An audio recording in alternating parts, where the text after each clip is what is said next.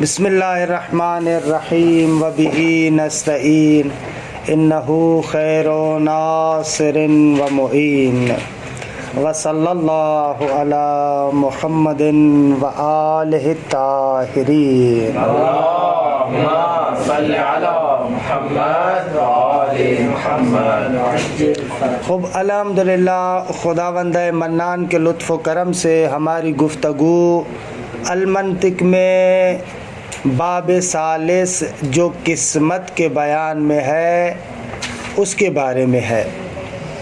اچھا، قسمت کی تعریف کیا ہے؟ عرض ہوا کہ قسمت یعنی ایک شے کو جز جز کرنا، تجزئتہ و تفریقہ الی امور متباینہ، ایک شے کو متباین چیزوں کی طرف تقسیم کرنا، درست ہے۔ اچھا، قسمت کا فائدہ کیا ہے؟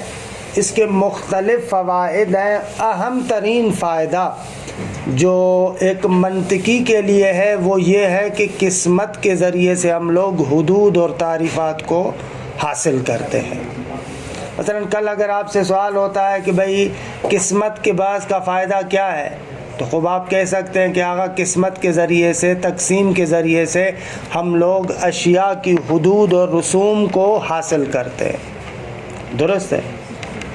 اچھا، یہاں پر قسمت کے بنیادی اصول ذکر کر رہے ہیں کہ کل میں نے خلاصتاً بتایا تھا کہ کتنے اصول ہیں؟ 4 اصول ہیں کہ تقسیم کے اندر ثمرہ ہونا چاہیے، وہ فائدے کو انسان مد نظر رکھے۔ اب اگر کوئی فائدہ نہیں ہے تو فضول میں تقسیم کرنے کا کوئی مطلب نہیں ہے۔ مثلا آغا مظفر کہہ رہے اسی لیے ہم دیکھیں جو دلالت کے آغاز میں دلالت عقلیہ اور طبیعیہ کو لفظی اور غیر لفظی کی طرف تقسیم نہیں کیا، حالانکہ معمولاً منطقی کتابوں میں تقسیم کرتے ہیں، ہم نے تقسیم نہیں کیا کیونکہ اس تقسیم کا کوئی فائدہ ہی نہیں ہے۔ بھائی تقسیم کا فائدہ اس طریقے سے کہ ہر قسم کے اپنے خاص احکامات ہو نا، مثلا جیسے آپ اسم کو تقسیم کرتے معرفہ اور نکرہ کی طرف، تو بہرحال ہر ایک قسم کے اپنے خاص احکامات ہیں، معرفہ کے اپنے احکامات ہیں، نکرہ کے اپنے احکامات ہیں۔ یا فلسفے اور منطق میں ہم علم کو تقسیم کرتے ہیں علم تصور اور تصدیق کی طرف، حصولی کو تصور اور تصدیق کی طرف۔ خب تصور کے اپنے خاص احکامات ہیں، اس کے خاص قواعد ہیں، تصدیق کے اپنے خاص احکامات ہیں، خاص قواعد ہیں۔ تو ایسا فائدہ مد نظر ہونا چاہیے۔ اگر فائدہ نہ ہو، فضول میں بیٹھ کر آپ تقسیم کریں۔ ہمارے جو طلاب ہیں کلاس کے اندر وہ تقسیم ہوتے ہیں، کچھ لوگوں کے بال یوں ہیں تو کچھ لوگوں کے بال یوں ہیں، کچھ فائدہ دار، اس تقسیم کا کوئی فائدہ نہیں ہے یا ہے فائدہ؟ بعض لوگ شرٹ پہن کر آتے ہیں، بعض لوگ جبہ پہن کر آتے ہیں، وہ اس تقسیم کا فائدہ ہے؟ کیا فائدہ ہے؟ کوئی فائدہ نہیں۔ تو اس طریقے سے تقسیم ایسی ہونی چاہیے کہ جس تقسیم کا کوئی فائدہ ہونا چاہیے، یہ اصل اول ہے۔ خب اصل دوم یہ ہے کہ جو اقسام ہیں ان اقسام کے اندر تباین ہونا چاہیے، درست ہے۔ کیا اس کے اندر توضیح کی ضرورتیں آتے ہیں؟ پہلے اس عبارت کے ٹکڑے کو دیکھیں۔ اصول القسمہ، تقسیم کرنے کے اصول اور قواعد۔ لا بد من ثمرتین، پہلی اصل یہ ہے کہ تقسیم کا ثمرہ اور فائدہ ہونا چاہیے۔ لا تحسن القسمۃ الا اذا كانت للتقسیم ثمرۃ نافعۃ فی غرض المقسم۔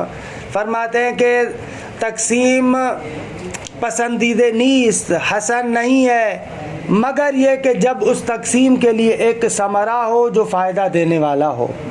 ثمرۃ نافعۃ فی غرض المقسم، جو تقسیم کرنے والا ہے اس کے ہدف کو مد نظر رکھتے ہوئے اس تقسیم کا کیا ہو؟ فائدہ ہو۔ بأن تختلف الاقسام فی الممیزات والاحکام المقصودۃ فی موضع القسمہ۔ آغا ثمرہ نافعہ ہو یعنی کیا؟ یعنی جتنے بھی اقسام مختلف ہیں، ہر ایک اقسام کے بہرحال ہر ایک قسم کے اپنی جگہ پر ممیزات ہوں، احکامات ہوں، خاص حکم ہوں۔ بأن تختلف الاقسام، یعنی ثمرہ فائدہ ہو یعنی یہ کہ اقسام مختلف ہوتے ہوں کس چیز میں؟ فی الممیزات والاحکام المقصودۃ فی موضع القسمہ، وہ جو آپ تقسیم کر رہے ہیں اس جگہ پر جو احکام ہیں اور جو ممیزات ہیں ہر ایک کے جداگانہ ہونے چاہیے. اس قسم کا خاص یہ فائدہ ہے، اس قسم کا خاص یہ فائدہ ہے، اس قسم پر یہ اثر مترتب ہو رہا ہے، اس قسم پر یہ اثر مترتب ہو رہا ہے، اب یہ معلوم ہونا چاہیے. بأن تختلف الاقسام، و اقسام مختلف ہوتے ہوں فی الممیزات، ممیزات میں، ممیز یعنی جو اس شے کو دوسری شے سے جدا کرے، درست ہے. والاحکام المقصودہ، جن کا قصد کیا ہے مقسم نے ان احکامات میں اقسام مختلف ہوں. مثال سے جیسے مثلا یہ ہم کہہ رہے ہیں کہ آغا اسم یا معرفہ ہے یا نکرہ ہے، درست ہے. اب یہ جو تقسیم کی ہے تو معرفہ کے اپنے ممیزات ہیں، معرفہ کے اپنے ممیزات ہیں، نکرہ کے اپنے ممیزات ہیں، اپنے احکامات ہیں. آغا مبتدا، معرفہ مبتدا واقع ہو سکتا ہے، فلاں واقع ہو سکتا ہے، فلاں واقع ہو سکتا ہے، نکرہ حال ہوتا ہے، تمیز ہوتا ہے. یہ کیا ہے؟ یہ ممیزات ہیں نا، یہ احکامات ہیں جو ہر ایک قسم کے ساتھ مخصوص ہے. تو کہہ رہے ہیں کہ بابا جب آپ تقسیم کر رہے ہیں تو واقعاً ان اقسام میں سے ہر ایک قسم کے لیے خاص احکامات ہونے چاہیے. ایسے فضول میں تقسیم کرنے کا فائدہ نہیں ہے. مثلا جیسے میں نے عرض کیا کہ کلاس میں ہم تقسیم کریں کہ بابا جتنے طلاب بیٹھے ہوئے ہیں بالوں کے بنانے کے لحاظ سے ان کی دو قسمیں، کچھ یوں بال بنا دیں کچھ یوں بال بناتے، کیا فائدہ دار ہے؟ فائدہ ہے اس کا، اس تقسیم کا. یا مثلا میں کہوں کلاس میں جتنے طلاب بیٹھے ان کی دو قسمیں، بعض اینک لگا کر بیٹھے بعض اینک لگا کر نہیں بیٹھے، کیا فائدہ دار ہے؟ ہاں البتہ اس کا فائدہ ہے کہ کلاس کے اندر جو بیٹھے ہوئے ان کی دو قسمیں، کچھ غور سے سنتے کچھ غور سے نہیں سنتے. یہ فائدہ تو ہے نا، کیونکہ جو غور سے سنتا ہے اس کو درس سمجھ میں آتا ہے، خلاصہ بھی بناتا ہے. جو غور سے نہیں سنتا اس کو درس بھی سمجھ میں نہیں آتا نا، بس وہ بڑا علامہ بن جائے گا. یہ شوقی کو نامہ. فَإِذَا قَسَّمَ النَّحْوِيُّ الْفِعْلَ إِلَىٰ أَقْسَامِ ثَلَاثَةٍ، اگر مثلا نحوی فعل کو تین قسموں میں تقسیم کرتا ہے، کہتا ہے الکلمۃ، فعل کو تین قسموں میں تقسیم کرتا ہے، یا مثلا مرفوع ہوتا ہے یا منصوب ہوتا ہے یا مجزوم ہوتا ہے، مثلا ایسے. یا تقسیم کرتا ہے کہ فعل یا ماضی ہوتا ہے یا مضارع ہوتا ہے یا امر ہوتا ہے، مثلا ایسے. خوب، تو نحوی اس تقسیم سے فائدہ لیتا ہے. اگر ماضی ہے تو اس کے یہ احکامات ہیں، مضارع ہے تو اس کے یہ احکامات ہیں، امر ہے تو اس کے یہ احکامات ہیں. خوب، فَإِذَا قَسَّمَ النَّحْوِيُّ الْفِعْلَ إِلَىٰ أَقْسَامِ ثَلَاثَةٍ، اگر نحوی آ کر فعل کو اپنی فعل کی تین قسموں کی جانب اس کو تقسیم کرتا ہے تو فَلِأَنَّ لِكُلِّ قِسْمٍ حُكْمًا يَخْتَصُّ بِهِ، وہ اس وجہ سے کہ ہر قسم کے لیے ایک حکم ہوتا ہے جو حکم اسی قسم کے ساتھ مخصوص ہے. یختص یعنی وہ حکم بھی اس قسم کے ساتھ، درست ہے ضمیر. اما اذا اراد ان يقسم الفعل الماضي الى مضموم العين ومفتوحها ومكسورها فلا يحسن منه ذلك. خوب، نحوی آ کر یہ کہے کہ بابا فعل ماضی یا مضموم العین ہے یا مفتوح العین ہے یا مکسور العین ہے، خوب فائدہ نظر ہے. کیونکہ نحوی کا کام ہے کلمے کی حالت اخیر کے ساتھ، اعراب و بنا کے ساتھ گفتگو کرنا. اس کے لیے مہم نہیں ہے کہ عین الکلمہ مضموم ہے، مکسور ہے، مفتوح ہے. تو اب نحوی کے لیے یہ فائدہ مند نہیں ہے. یہاں سے ایک نقطہ سمجھ میں آیا، دقت کریں. اوپر جو عبارت میں کہا تھا نا فی غرض المقسم، اگر ہم کہہ رہے ہیں جو تقسیم کرنے والا ہے اس کا جو مقصود اور ہدف ہے اس کے اعتبار سے فائدہ مند ہو. کیونکہ ہو سکتا ہے کبھی کبھار فی نفس ہی ایک تقسیم کا فائدہ ہوتا ہے، لیکن یہ جو تقسیم کرنے والا ہے اس کی غرض اس کے ساتھ تعلق نہیں لیتی. مثلا کلمے کو مضموم العین، مکسور العین، مفتوح العین کی جانب تقسیم کرنا فی نفس ہی اس کا فائدہ ہے، لیکن صرفی کے لیے، نحوی کے لیے فائدہ مند نہیں ہے.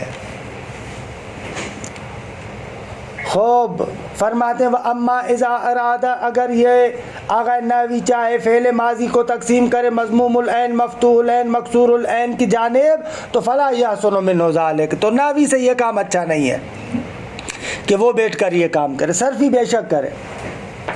کیوں اچھا نہیں ہے؟ اس لیے کہ لأن الاقسام كلها له حکم واحد فی علم النحو، کہ وہ حکم کیا ہے؟ هو البناء۔ آگا اس لیے کہ یہ سارے کے سارے اقسام، چاہے مضموم العین ہو، چاہے مفتوح العین ہو، چاہے مکسور العین ہو، درست ہے آگا، ان تمام اقسام کا ایک ہی حکم ہے علم نحو میں۔ وہ کون سا حکم ہے؟ بنا، مبنی ہونا۔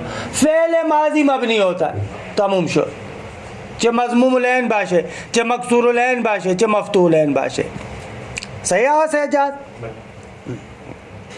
فَيَكُونُ التَّقْسِيمُ عَبَثًا وَلَغْوًا، تو ناوی کے اعتبار سے یہ تقسیم عبث، بےہودہ اور لغو ہے، بے فائدہ ہے۔ بخلاف مدون علم صرف، البتہ علم صرف کا جو مدون تدوین کرنے والا ہے نہ، اس کے لیے یہ تقسیم عبث اور لغو نہیں ہے، اس کا فائدہ ہے۔ فَإِنَّهُ يَصِحُّ لَهُ مِثْلُ هَذَا التَّقْسِيمِ، صرفی کے لیے اس قسم کی تقسیم کرنا درست ہے، صحیح ہے۔ یسے ہو یہاں پر یحسنو کے معنی میں لیں، ویسے تو یسے ہو یعنی یجوز ہو، صحیح ہے، درست ہے، لیکن یہاں پر یعنی اس کے لیے بہتر ہے، وہ کر سکتا ہے، اس کے لیے بھلے اچھی چیز ہے۔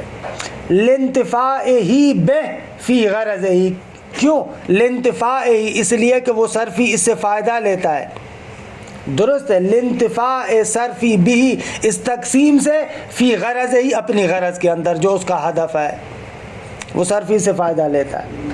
آگا اس کی غرض کیا ہے؟ من تصریف الکلمہ، غرض کو بیان کر رہا ہے کہ آگا صرفی کی غرض یہ کہ کلمے کی تصریف ہو۔ ولذا، آگا ہمیں تقسیم کے اصولوں کا پتہ ہے، اسی لیے لم نقسم نحن الدلالتین العقلیہ والطبعیہ فی الباب الاول الی لفظیۃ وغیر لفظیہ، آگا اسی لیے ہم نے دو دلالتوں کو، یعنی دلالت عقلیہ اور طبعیہ کو باب اول میں لفظیہ اور غیر لفظیہ کی جانب تقسیم نہیں کیا، کیونکہ منطقی اعتبار سے اس پر کوئی فائدہ مترتب نہیں ہوتا۔ وضعیہ کو کیوں تقسیم کیا؟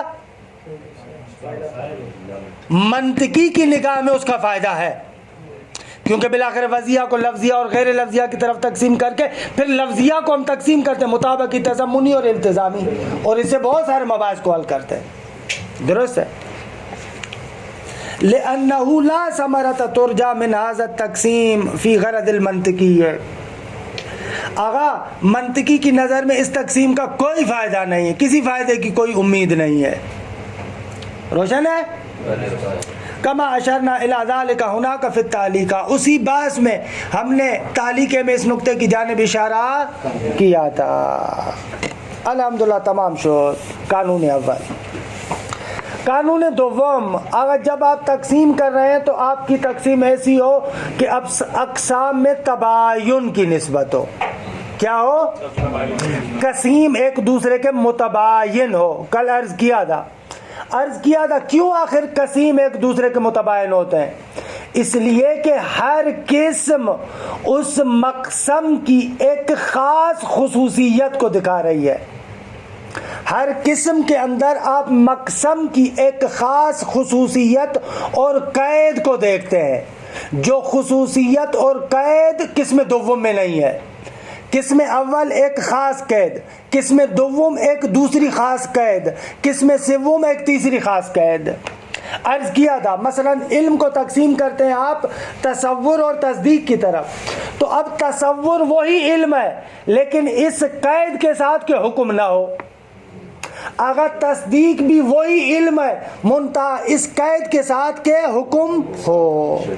اب جب وہ خصوصیات ایک دوسرے سے متباین ہیں تو وہ اقسام بھی کارن کیا ہوں گے؟ متباین ہوں گے۔ دیکھیں لابد من تباین الاقسام، ضروری ہے کہ اقسام میں تباین کی نسبت ہو۔ ولا تصح القسمت، بس اس قانون کے اعتبار سے آغا ہم نے جو کہا تھا لازم کی دو قسمیں ہیں، لازم بین اور غیر بین، اور لازم بین کی دو قسمیں بین بالمعنی الاعم اور بین بالمعنی الاخص. یہ تقسیم درست ہوگی یا غلط ہوگی؟ لازم بین کو آپ نے تقسیم کیا تھا لازم بین بالمعنی الاعم اور لازم بین بالمعنی الاخص، اور آپ نے کہا اعم کو اعم اس لیے کہتے ہیں وہ اخص کو بھی شامل ہے. یہ تقسیم درست ہوگی؟ کیوں؟ بھلے اقسام کے اندر تباین کی نسبت ہونی چاہیے. تو یہاں پر جب آپ کہہ رہے ہیں کہ لازم بین بالمعنی الاعم شامل ہے اخص کو، تو پھر تقسیم نہیں ہوئی. اقسام کے اندر عام خاص مطلق کی نسبت تھوڑی ہوتی ہے. لہذا آغا مظفر کے اپنے بتائے ہوئے اصولوں کے مطابق بین بالمعنی الاعم اور اخص نامی تقسیم درست نہیں ہے. آپ کہیں دو اطلاق ہے، ایسی جگہ پر کہتے ہیں دو اطلاق ہے، یہ ایک معنی ہے ایک یہ معنی ہے، نہ کہ ایک شے کی دو قسمیں ہیں. فتأملوا جیدان، روشن ہے؟ ولا تصح القسمۃ الا اذا كانت الاقسام متباینۃ غیر متداخلۃ. اگر تقسیم درست نہیں ہوگی مگر اس صورت میں جب اقسام متباین ہو، تباین کی نسبت ہو، غیر متداخلۃ ایک نیچے کے مندرج نہ ہو. جیسے اعم کے نیچے اخص مندرج ہوتا ہے، یہ غلط ہو جائے گا. ولا يصدق احدها على ما صدق عليه الاخر. اعلی متباین بھی آپ کو سمجھا دیتے ہیں، تباین کافی مرتبہ سمجھائے لیکن پھر سمجھ لیں. یعنی یہ کہ لا يصدق احدها على ما صدق عليه الاخر، جس پر دوسرا صادق آ رہا ہے اس پر پہلا صادق نہ ہے، جس پر پہلا صادق آ رہا ہے اس پر دوسرا صادق نہ ہے. تباین ایسے ہی ہوتا ہے. دیکھیے تباین کلی کی نسبت وہاں ہوتی ہے جہاں پر دو قضیے سالبہ یا حسین، دو قضیے سالبہ کلیہ بناتے ہیں. یار کیوں پریشان ہو رہا ہے؟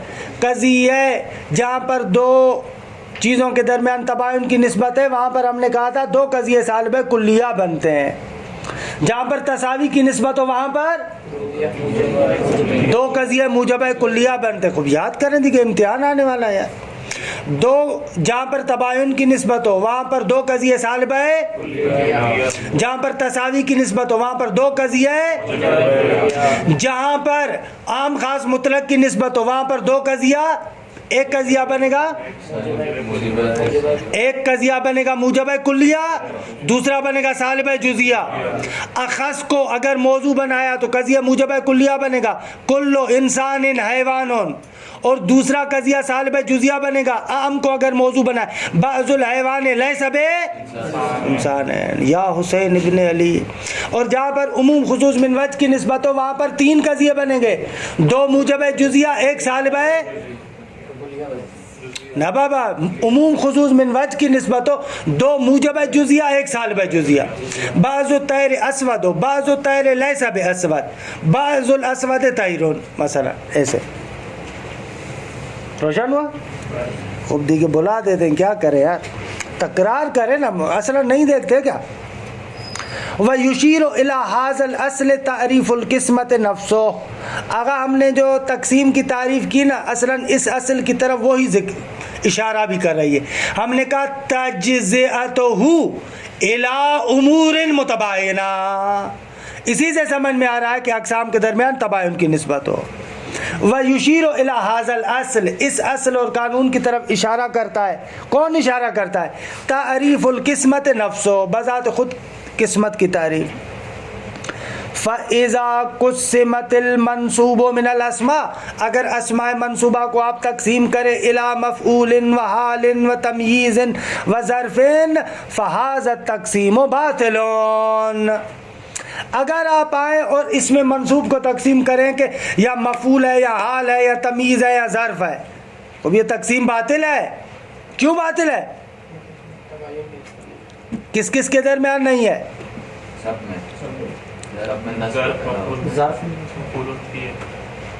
بھلے یہاں پر جو آپ نے کہا مفعول و ظرف، مفعول اور ظرف میں تباین کی نسبت نہیں ہے، بلکہ مفعول اور ظرف میں عام خاص مطلق کی نسبت ہے. خب ظرف یعنی وہی مفعول فی دیگه. خب یہ کیا از اقسام مفعول ہے، تو یہ تقسیم آپ کی درست نہیں ہے اس نقطے کی وجہ سے. لأن الظرف من اقسام المفعول، آگا اس لیے کہ ظرف تو خود اقسام مفعول میں سے ہے. تو یہاں پر جو اقسام آپ نے بنائے مفعول اور ظرف دو قسمیں یہ بھی بنائے نہیں، یہ غلط ہے. فلا یکون قسیما لا، پس ظرف مفعول کا قسیم نہیں بنے گا، بلکہ ایک لحاظ سے دیکھیں خود مفعول کی قسم بنے گا. یہ اردو زبان میں قسم مذکر ہے، مؤنث ہے، کیا ہے؟ ہاں پکی بات ہے، چلیں ٹھیک ہے. وَمِثْلُ هَذَا مَا يَقُولُونَ عَنْهُ، اور یہ نقطہ وہ ہے کہ جس کو علمی زبان میں کہتے ہیں يَلْزَمُ مِنْهُ أَنْ يَكُونَ قِسْمُ الشَّيْءِ قَسِيمًا لَا، اگر اس تقسیم سے لازم آتا ہے کہ ایک شے کی جو قسم ہے اس کی قسیم بن جائے. ظرف مفعول کی قسم ہے لیکن آپ اس کو تقسیم میں قسیم بنا رہے ہیں،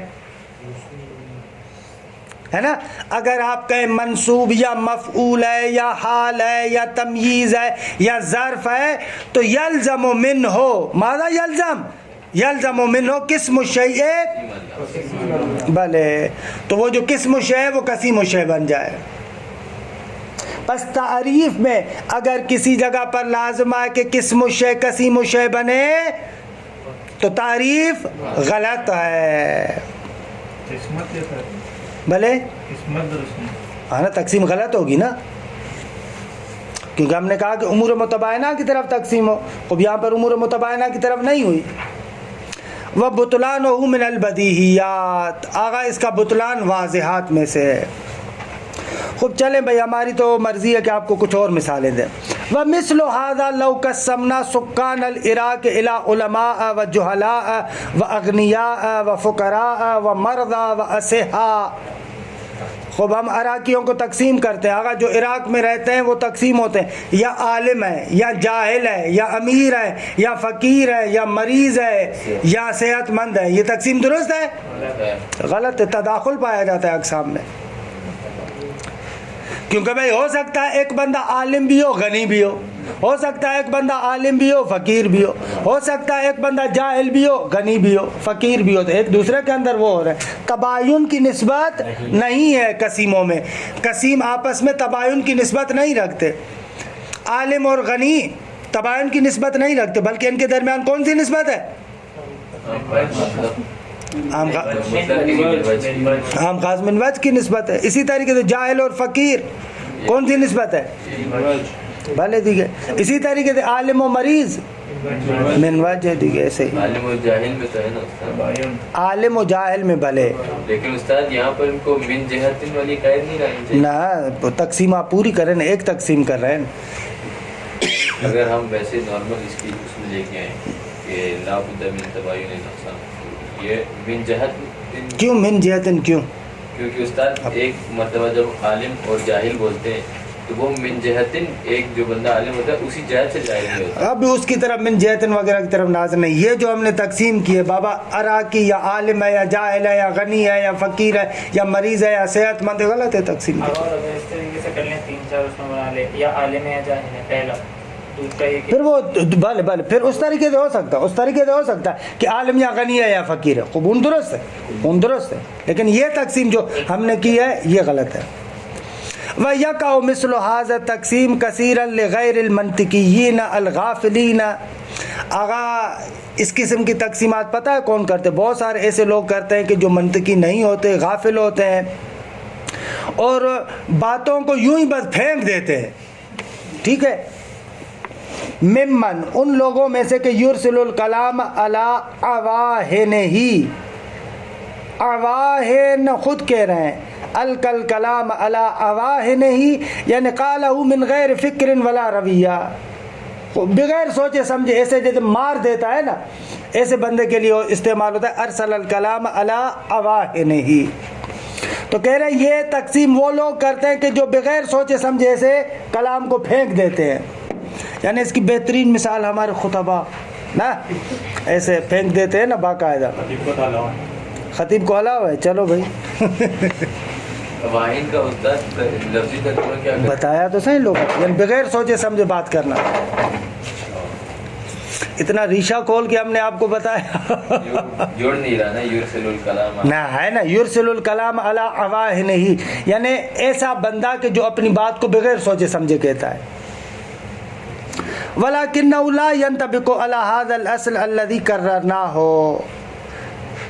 خوب فرماتے ہیں کہ یہ والی تقسیم، یہ جو اوپر ہم نے ذکر کی، یہ اوپر والی تقسیم وَلَكِنَّهُ لَا يَنْطَبِقُ عَلَى هَذَا الْأَصْلِ الَّذِي كَرَّرْنَاهُ، جس اصل کو ہم نے اوپر ثابت کیا کہ اقسام کے اندر تباین کی نسبت ہو، اس کے مطابق نہیں بیٹھ رہی یہ تقسیم. کیونکہ لأن الأغنياء والفقراء لا بد ان يكونوا علماء او جہلاء. اگر آپ نے جو کہا اغنیاء اور فقراء، تو یہ اغنیاء اور فقراء یا عالم ہوں گے یا جاہل ہوں گے، دو حالتوں سے خالی نہیں ہے. یا مریض ہوں گے یا صحت مند ہوں گے، دو حالتوں سے خالی نہیں ہے. فلا یصح ادخالهم مرة ثانیة فی قسم آخر، کو مانا نہ دارے کہ اس کو آپ دوبارہ آ کر ایک اور قسم کے طور پر ذکر کریں. وفی المثال ثلاث قسمات، اس مثال میں در حقیقت 3 قسمیں ہیں، یعنی 3 تقسیمیں ہیں کہ جمعت فی قسمت واحدہ، جس کو ایک ہی تقسیم میں ہم نے ذکر کر دیا ہے. در حقیقت 3 تقسیمیں ہیں. والاصل فی مثل ھذا، اس قسم کی مثال میں درست یوں ہے بابا، یوں کہیں آپ. والاصل فی مثل ھذا ان تقسم السکان اولا الی علماء و جہلاء، آغا عراق کے لوگ یا عالم ہیں یا جاہل ہیں. ثم کل منہما الی اغنیاء و فقراء، پھر عالم میں سے، عالم اور جاہل میں سے ہر ایک یا غنی ہے یا فقیر ہے. ایسے فتحدث 4 اقسام، 4 قسمیں بن گئے. ثم کل من الاربع الی مرضى و اصحاء، پھر آپ ان کو جو ہے وہ کیا ہے، چاروں میں سے ہر ایک کو تقسیم کریں کس کی طرف، یا مریض ہے یا صحت مند ہے. فتکون الاقسام 8، تو قسمیں کتنی بنیں گی؟ 4، 8 بنیں گی. پہلے دیکھیں علماء اغنیاء مرضى، علماء اغنیاء اصحاء، اسی طریقے سے آگے چلتے جائیں نہ. جہلاء اغنیاء مرضى، اسی طریقے سے جہلاء اغنیاء اصحاء، ایسے چلتے جائیں. پھر ادھر سے علماء فقراء مرضى، علماء فقراء اصحاء، ایسے چلتے جائیں. خوب.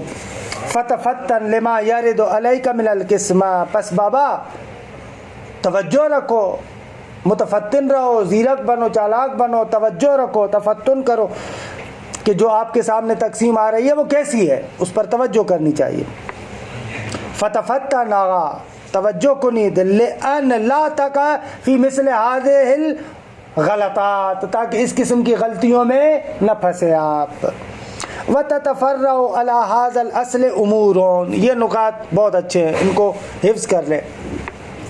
آگا پس اس اصل کے مطابق یہ چند فروعی نکات ہمارے سامنے آتے ہیں. اولا انہ لا یجوز ان تجعل قسم الشیء قسیما لا، پس آپ کے لیے جائز نہیں ہے کہ ایک شے کی قسم کو اس کا قسیم بنائیں.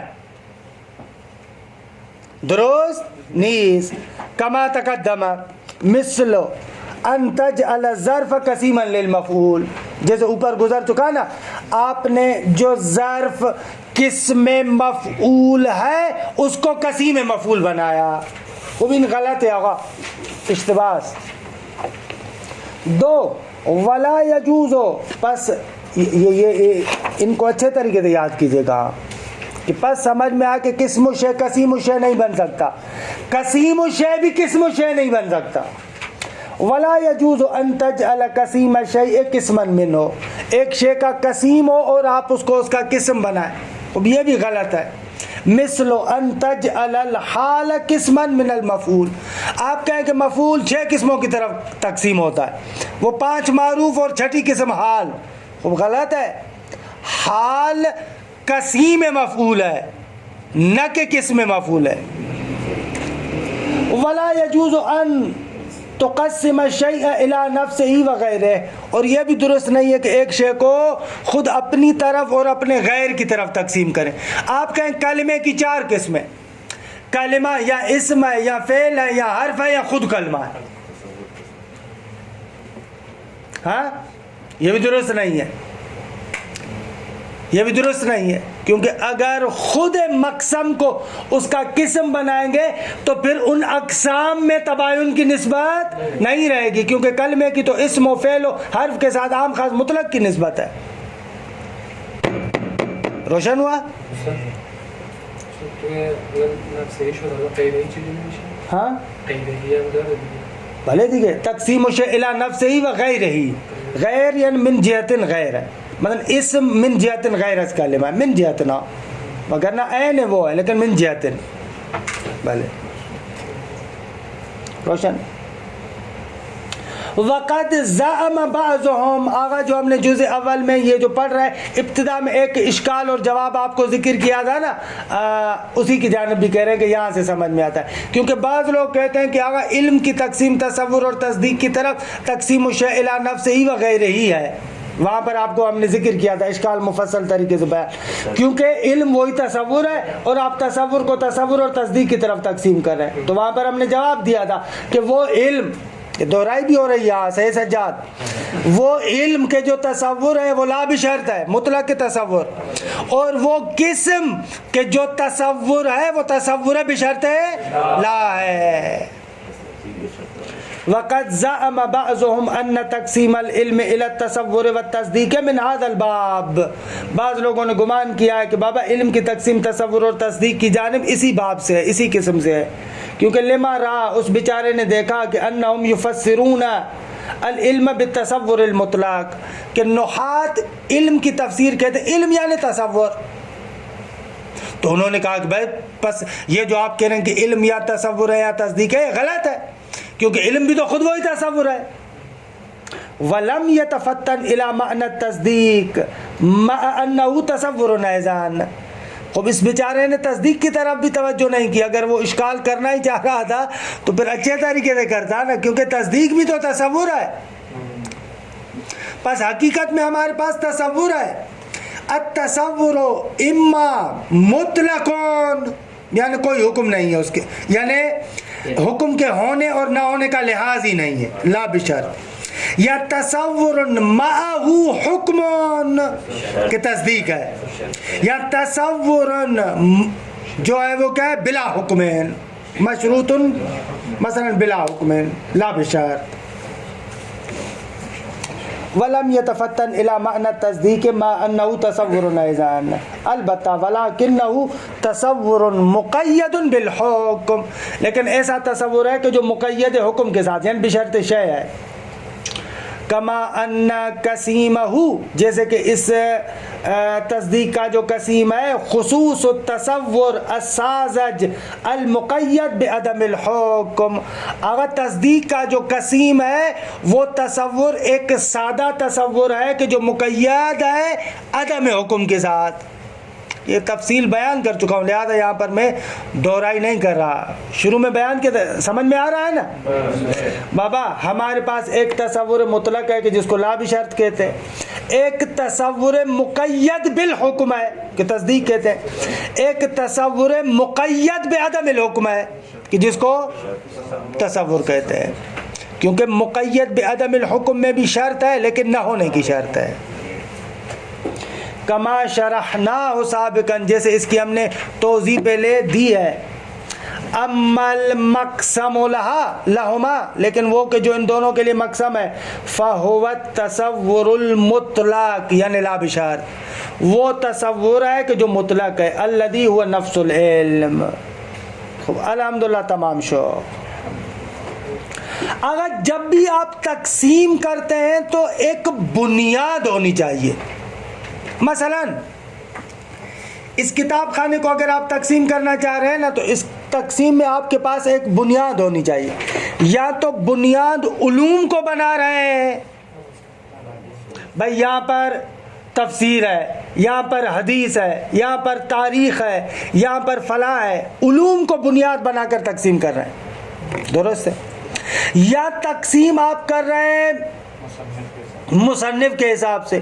اگر یہاں پر علامہ طباطبائی کے آثار، یہاں پر علامہ مجلسی کے، یہاں پر فلاں علامہ کے، ایسے. تو جب بھی آپ تقسیم کریں گے تو بنیاد ایک رکھیں گے. اب ایسے نہیں ہے کہ آپ تقسیم کریں اس کے اندر دونوں بنیادوں کو خلط کر لیں. مثلا اس کتاب خانے میں آپ کتابیں رکھ رہے ہیں، ایک مرتبہ بنیاد بنا رہے ہیں علوم کو، ایک مرتبہ بنیاد بنا رہے ہیں مصنفین کو، ایک مرتبہ بنیاد بنا رہے ہیں زمانے کو. خوب کاتی پاتی مشے دیگے، تقسیم درست نہیں ہوگی. اگر علوم کے لحاظ سے بنیاد بنائیں گے تو بابا جو آپ نے تفسیر کا اور علوم قرآن کا بخش بنایا ہے اس میں فقط وہ کتابیں ہوں گی. اگر اسی جگہ پر مصنف کو بھی مد نظر رکھے تو یہاں پر مثلا علامہ کے جتنے اور آثار ہیں وہ بھی رکھ دے، خوب نامی شے دیگے. تو تقسیم آپ کی بہتر تبھی ہوگی جب اساس اور بنیاد ایک ہو. لا بد من وحدت اساس القسمہ، آغا قسمت میں جو بنیاد ہے وہ واحد ہونی چاہیے. اس ٹکڑے کو پڑھوں پھر چھٹی کرتے ہیں 5-10 منٹ. وَيَجِبُ أَن تُؤَسَّسَ الْقِسْمَةُ عَلَىٰ أَسَاسٍ وَاحِدٍ، آغا واجب ہے کہ تقسیم کو ایک واحد اساس اور بنیاد پر بنیان کیا جائے، اس کی بنیاد رکھی جائے. درست ہے آغا؟ وَيَجِبُ أَن تُؤَسَّسَ الْقِسْمَةُ عَلَىٰ أَسَاسٍ وَاحِدٍ اے یجب ان یلاحظ فی المقسم جہت واحدۃ، مقسم میں ایک ہی جہت کو مد نظر رکھیں آپ. وباعتبارها یکون التقسیم، اسی ایک کے اعتبار سے تقسیم ہو. فاذا قسمنا کتب المکتبہ، لائبریری کی کتابوں کو تقسیم کریں تو فلا بد ان نؤسس تقسیما، اگر اس تقسیم کی بنیاد کو مد نظر رکھیں. اما علی اساس العلوم والفنون، یا تو آپ کی وہ تقسیم علوم اور فنون کی بنیاد پر ہو، او علی اسماء المؤلفین، یا مثلا مؤلفین کے ناموں کے اعتبار سے ہو، او علی اسماء الکتب، کتابوں کے نام کے اعتبار سے. اگر وہ کتابیں کہ جن کا آغاز الف سے ہوتا ہے یہ، جن کا آغاز بے سے ہوتا ہے یہ، جن کا آغاز تا سے ہوتا ہے مثلا یہ، ایسے ایسے ایسے بنا سکتے ہیں آپ حروف معجم کے لحاظ سے. خلاصے جو بھی آپ بنائیں آپ کے پاس ایک بنیاد واحد ہونی چاہیے. اما اذا خلطنا بینہا، لیکن اگر ان تمام اساسوں کے درمیان ہم لوگ خلط کریں، کاتی پاتی کریں، ملا دیں تو فل اقسام تتداخل، اقسام ایک دوسرے میں تداخل کریں گے، ایک قسم دوسری قسم میں داخل ہو جائے گی، جیسا کہ میں نے عرض بھی کیا. وَيَخْتَلُّ نِظَامُ الْكُتُبِ، کتابوں کا جو نظام آپ نے بنایا وہ سارے کا سارا کیا ہو جائے گا؟ مختل ہو جائے گا. مثل ما اذا خلطنا بین اسماء الکتب والمؤلفین، کاتی پاتی میں شدید ہے. فنلاحظ فی حرف الالف مثلا تارة اسم الکتاب واخرى اسم المؤلف بینما ان کتابه قد يدخل فی حرف آخر. ایسے ہی اگر مؤلف کی تقسیم کو مد نظر رکھیں تو اس قفزے میں ہونا چاہیے، اگر حرف الف کو مد نظر رکھیں تو اس قفزے میں ہونا چاہیے. کہاں جائے؟ ادھر بھی ہونا چاہیے، ادھر بھی ہونا چاہیے. مثلا ہم نے ایک کتاب کو مد نظر رکھا، مثلا البرہان، خوب اس البرہان کو اس میں ہونا چاہیے، الف کے ساتھ شروع ہو رہا ہے. اگر دوسری جانب سے ہم نے اسماء مؤلفین کے مروم بارانی کی کتابیں اس قفزے میں ہوں گی تو اب البرہان کو اس قفزے میں رکھیں یا اس قفزے میں رکھیں؟ ہم اس قفزے میں ہو، ہم اس قفزے میں ہو. تو کاتی پاتی مشے محمد علی کہہ رہا کہ دو لے لیں، ایک ادھر رکھے ایک ادھر رکھے. درست ہے. خوب والشیء الواحد قد یکون مقسما لعدت تقسیمات باعتبار اختلاف الجہہ المعتبرہ. یہ نقطہ بھی بہت اچھا ہے. اگر کبھی کبھار ایک ہی شے مختلف چیزوں کے لیے مقسم قرار پاتی ہے، منتہا جہت مختلف ہے. مثلا یہی کلمہ ایک مرتبہ 7 اقسام کے لیے مقسم بنتا ہے، وہ صحیح ہو، سالم ہو، مثال ہو، ناقص ہو، اجوف ہو، لفیف ہو، فلاں محموز ہو، مضاعف ہو، وہ آپ پڑھتے ہیں. درست ہے. خب ایک مرتبہ کلمہ ان 7 اقسام کے لیے مقسم بنتا ہے. خب یہاں پر کیا ہے؟ من حیث صحت والاعتلال، اس اعتبار سے نہ کہ یا کلمہ صحیح ہے یا معطل ہے یا فلاں اس طریقے سے. دوسری مرتبہ یہی کلمہ 3 قسموں کے لیے مقسم بنتا ہے، یا اسم ہے یا فعل ہے یا حرف ہے. خب جہت تقسیم فرق کرتی ہے. جہت مختلف ہو جائے تو تقسیمیں بھی مختلف ہوں گی. اگر وہ جو 7 اقسام کی طرف آپ کلمے کو تقسیم کر رہے ہیں وہ کس اعتبار سے، یا کلمہ صحیح ہے یا اعلال ہے اس میں فلاں، اس اعتبار سے نا. لیکن ایک مرتبہ آپ اس کلمے کو تقسیم کرتے ہیں 3 قسموں کی طرف، وہ معنی کے استقلال اور عدم استقلال کے اعتبار سے کہ معنی مستقل ہے یا معنی مستقل نہیں ہے. تو ہو سکتا ہے ایک ہی شے مختلف قسموں کی جانب تقسیم ہو.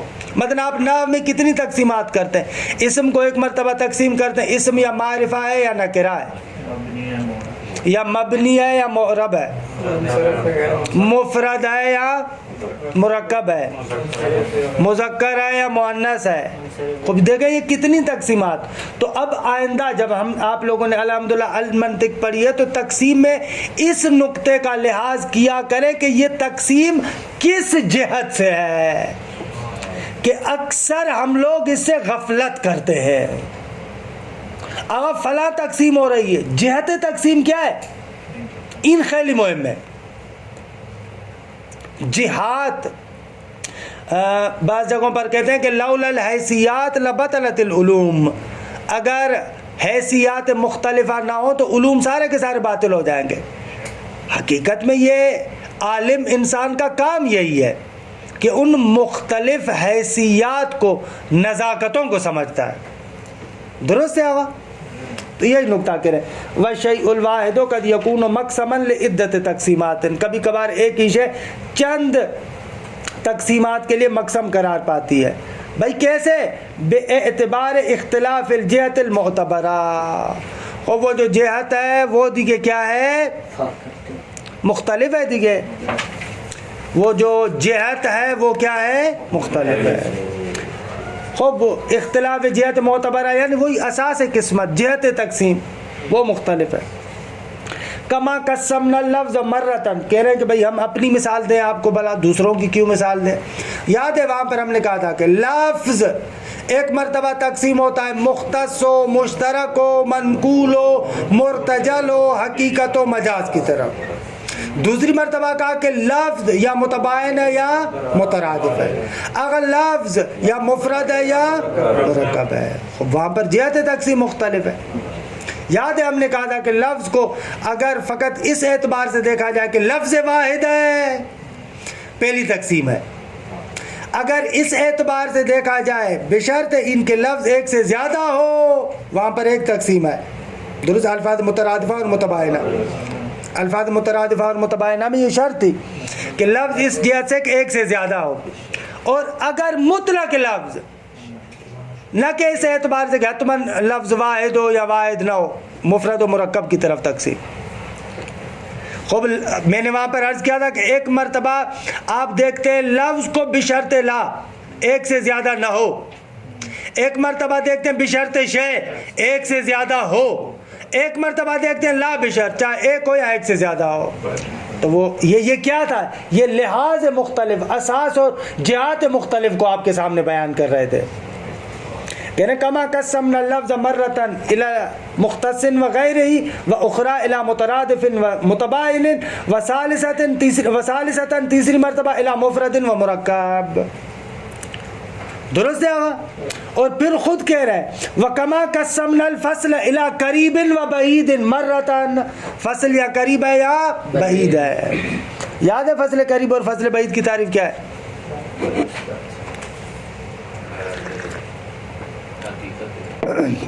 اور دوسری مرتبہ کہا کہ فصل یا مقوم ہے یا مقسم ہے. وَمِثْلُهُ كَثِيرٌ فِي الْعُلُومِ وَغَيْرِهَا. خوب آخری نقطہ وہ یہ ہے کہ آغا آپ کی تقسیم جامع اور مانع ہونی چاہیے. جامع اور مانع ہونی چاہیے یعنی کیا؟ یعنی ایک طرف سے آپ اقسام کو جمع کریں اور ایک طرف سے مقسم کو رکھیں، دونوں میں تساوی کی نسبت بنے. مثلا آپ کہہ رہے ہیں الکلمۃ اما اسم او فعل او حرف. ایک ترازو کے پلڑے میں اسم و فعل و حرف کو رکھیں، دوسرے ترازو کے پلڑے میں فقط کلمے کو رکھیں، دونوں میں تساوی کی نسبت بنے. درست ہے؟ ایسے جامع معنی ہو. ولا بد ان تكون القسمة جامعة مانعة ويجب في القسمة ان يكون مجموع الاقسام مساويا للمقسم. اگر تقسیم میں ضروری ہے کہ مجموع اقسام مقسم کے ساتھ تساوی کی نسبت رکھتے ہیں. مجموع کیوں کہہ رہے ہیں؟ کیونکہ تک تک ایک قسم کی نسبت عام خاص مطلق والی ہوگی. مجموع اقسام مقسم کے ساتھ تساوی کی نسبت رکھیں. فتكون جامعة مانعة. خب جامعة لجمیع ما يمكن ان يدخل فيه من الاقسام. جتنے اقسام اس کے اندر آ سکتے ہیں وہ سارے کے سارے آ جائیں. یعنی ای حاصلة لها. یا حسین لا يشذ منها شيء. 3-4 مرتبہ بار بار دوہرا رہے ہیں آغا کہ مانعة عن دخول غیر اقسام ہی فی ہے. بھلے اور تقسیم آپ کی کیا ہو مانے ہو کوئی اور قسم یہاں پر نہ گھس آئے. خوب الحمدللہ یہ اصول تقسیم دی کی قسمت روشن ہوئے. وہ 5 منٹ آپ انشاءاللہ وقفہ کریں تو پھر اس کے بعد دیکھتے ہیں. وصلی اللہ علی محمد و اہل بیتہ الطیبین الطاہرین.